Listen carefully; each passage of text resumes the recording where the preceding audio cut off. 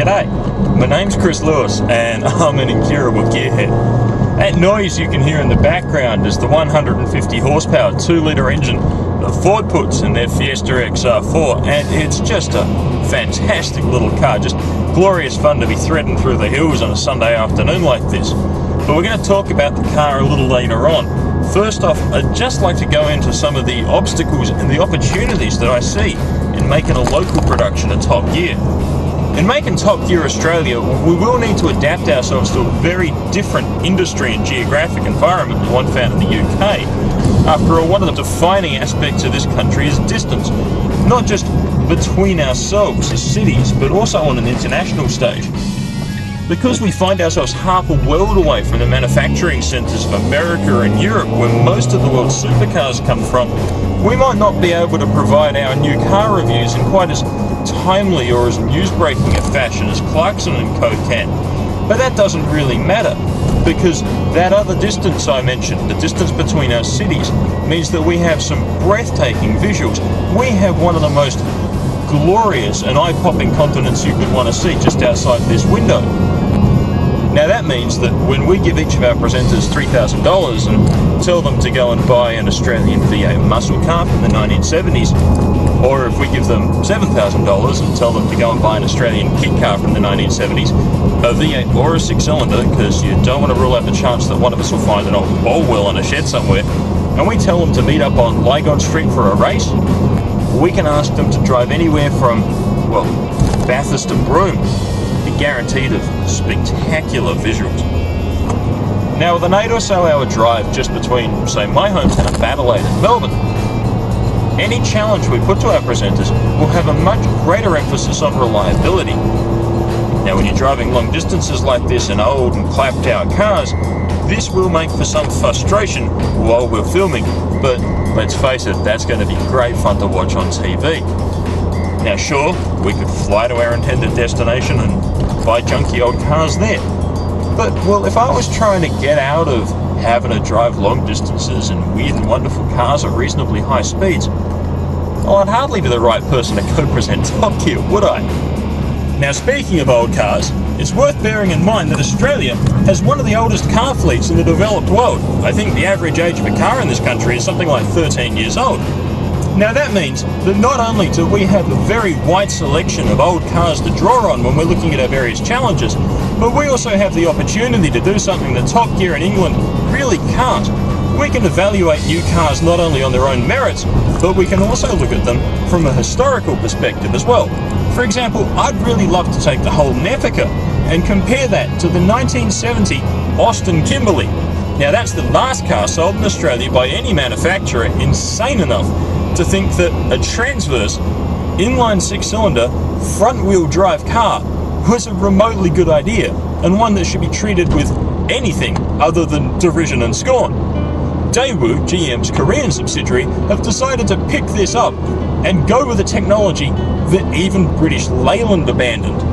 Or we can look at the 1978 ZG Ford Fairlane. You may remember the Fairlane, more importantly the Marquis. It was the one with the quad round headlights and it had this sort of Rolls-Royce grille.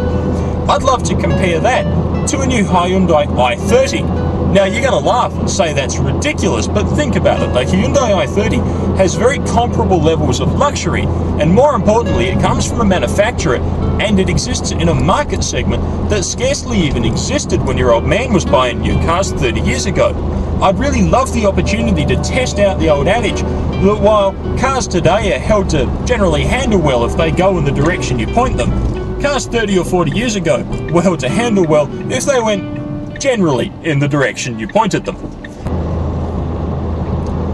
You know, for my money, there are 3 things about any car that can make it really exciting.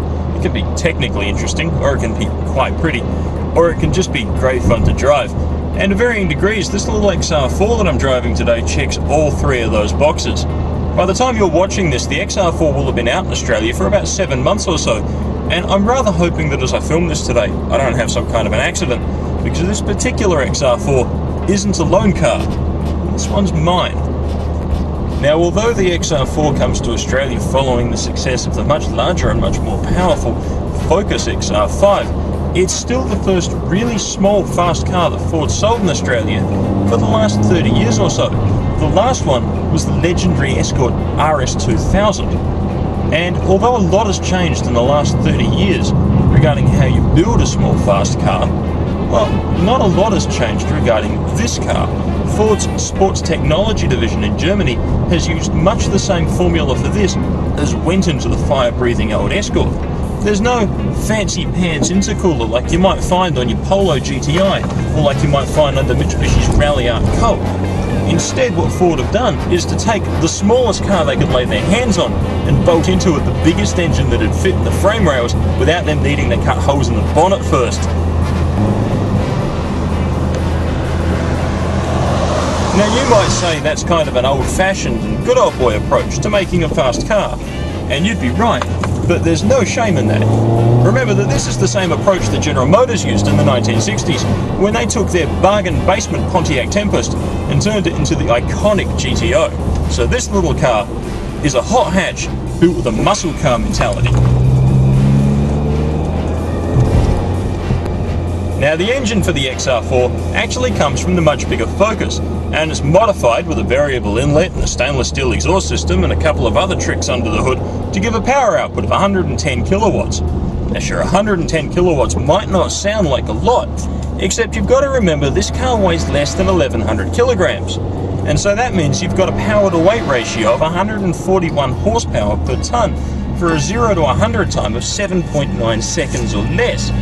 Now if that's not enough for you, Ford of Europe have recently announced a power upgrade package that'll actually come under your factory warranty. It's going to lift that power output to 185 horsepower or 135 kilowatt with a torque output of 190 newton meters and a torque curve that puts about 90% of that at your disposal from around 2400 revs. The little XR4's got more than enough poke to make you grin like a love-struck idiot as you work your way through the gears. Now numbers alone don't mean much, and a big engine by itself isn't enough to turn your grandma's runabout into a nimble little performance car. And to that end, Ford's looked at the Fiesta's big brother's parts bin, and they've grabbed a couple other things as well. They've gone for the Focus's bigger four-wheel discs, as well as a super stiff suspension system with a redesigned front end and a lowered rear. So this car isn't just fast in a straight line, it's also super quick through the turns.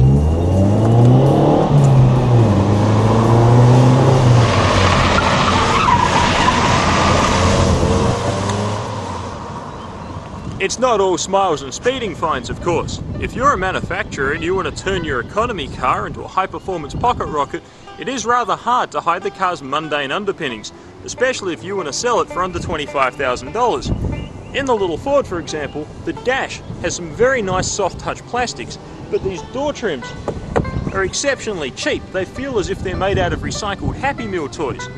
And inside the car, there's an input jack for your iPod, but there's nowhere in the center console that's convenient to put your iPod so that you can change playlists without having a really bad accident. But you know, none of it matters when you're threading the car through the hills like this on a sunny afternoon. No, it's just fantastic. This chassis is so amazingly communicative that you just feel wired into it, like it's part of your central nervous system. And the Pirelli P0 Nero tyres that they've wrapped these 17-inch wheels with, my god, they're so phenomenally grippy. You know, I'd swear that Pirelli have started putting epoxy resin into the rubber compound. And I really like the styling of this vehicle. Sure, a Fiesta or even an XR4 is never going to have the refined styling of a Polo GTI, but that's one of the reasons why I like it. With its sharp-edged body kit and its racing stripes, this XR4 is Bruce Springsteen to the Polo's Michael Bublé. It's a scrappy little working-class hero, and one of the other reasons to love it is the price. I mean, under $25,000, well, this is either the cheapest fast car, or it's the fastest cheap car that you can really buy right now.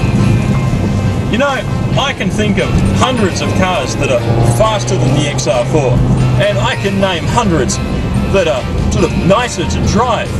But at the end of the day, I just can't name another car that will give you this much fun every time you get behind the wheel for this little money. It's just incredible. 30 years has been a long time to wait for another small Ford that's this good. But Oh my God, it's been worth it.